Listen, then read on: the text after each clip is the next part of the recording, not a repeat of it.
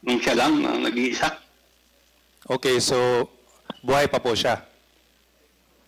Wala na po, namatay na po siya. Ah, okay.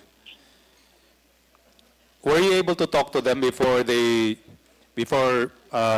Captain Perote was kidnapped or before Director Fajardo died?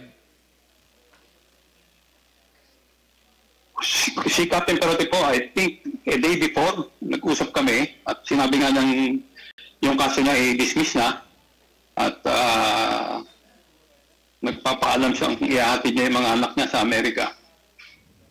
Pero hindi The following day po, yun, dinukot na siya.